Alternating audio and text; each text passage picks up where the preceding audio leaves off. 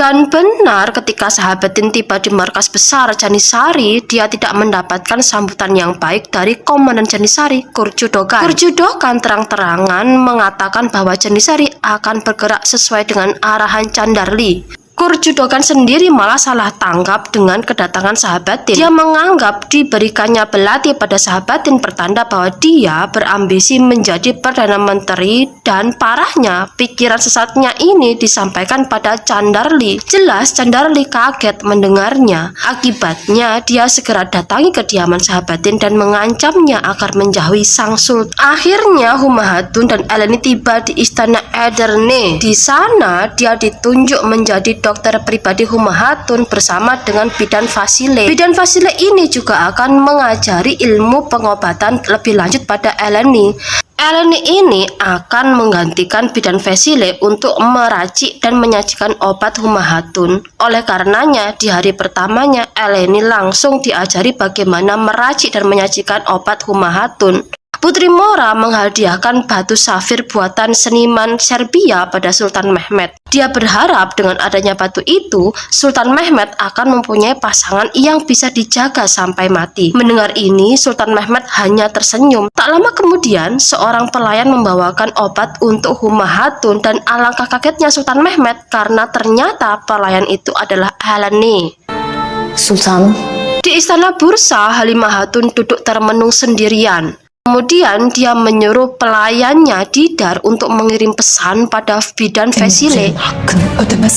Pesan itu pun akhirnya sampai di tangan Bidan Fasile, dan begitu selesai membaca surat dari Halimah Hatun, Bidan Fasile tiba-tiba bergetar ketakutan. Iya, perintah Halimah Hatun untuk membunuh Humayun membuatnya ketakutan. Bagaimana tidak jika Bidan Fasile menolak perintah itu, yang jadi taruhannya adalah keluarganya. Keesokan harinya, dengan terpaksa Bidan Fasile menambahkan racun di obat Humayun. Eleni yang melihat ada yang aneh di obat itu menolak untuk mengantarkan obat itu. Terpaksa Bidan Fasile sendiri yang mengantarkan obat itu.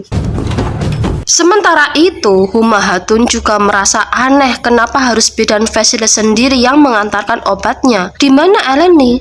Pikirnya. Namun, alasan Bidan Fasile berhasil menghapus keanehan hati Humayun. Belum sempat Humayun meneguk obatnya, Putri Mora datang bersama dengan Eleni. Putri Mora pun segera menjelaskan bahwa ada sesuatu yang tidak beres di obat Humayun. Sembari menyuruh Bidan Fasile meminum obatnya, dia mendesak Bidan Fasile untuk mengatakan orang yang memerintahkannya. Tapi Bidan Fasile memilih untuk bunuh diri daripada mengatakan orang di baliknya.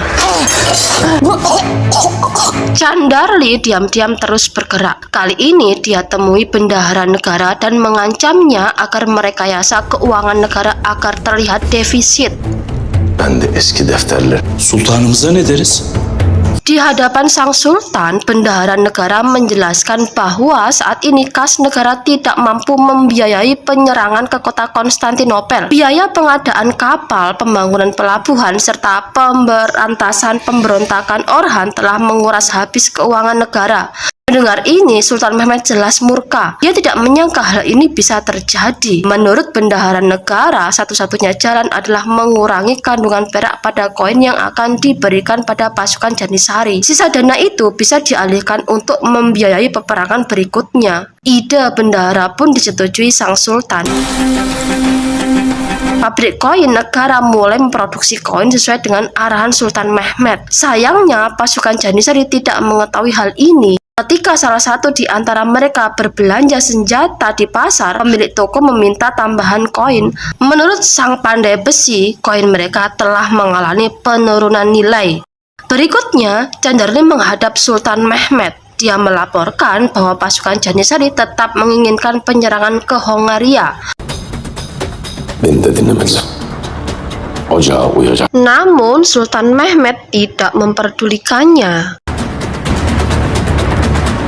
Halil Paşa'mızdan haber var ağam.